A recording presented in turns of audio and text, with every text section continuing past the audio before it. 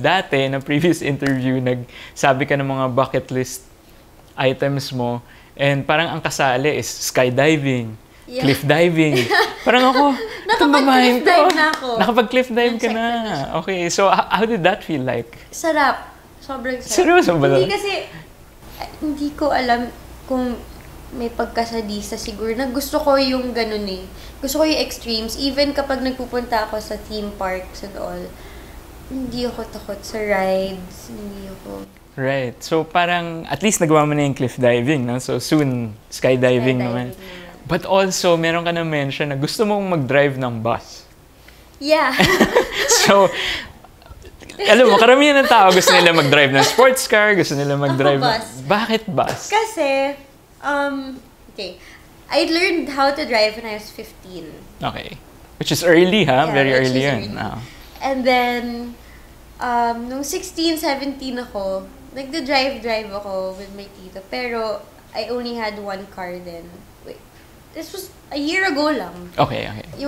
Ang dala ko lang nun, Starex. Okay. So, malaki na yun, ha? Malaki na yung van. So, for a small person like me, dala ko kung saan-saan yung Starex ko. And then, I've always wondered na, di ba ang laki ng Starex? Oo. So, medyo madali. Ako, nadalian ako.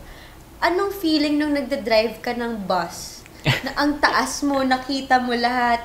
Kasi, di ba, pag nagda-drive tayo dito sa atin, parang yung mga bus, bullies yan. Di ba? Kasi alam nilang malaki sila. So, kahit anong liko nila, hindi nila kailangan maging aware kasi alam nilang magsa-stop yung small cars. So, gusto mo yung feeling na mambully? Honestly, bully ako sa house na.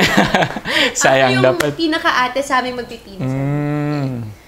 Sayang, sana naka-rent tayo ng bus para... Pero actually, ngayon ko nasa bucket list ko yan, mag-drive ng bus. Sige, pag nakahanap ako, tatawagan kita. Ikaw magdadrive. Dahil ako ayaw mag-drive ng bus dahil parang... Ikaw lang yung conductor.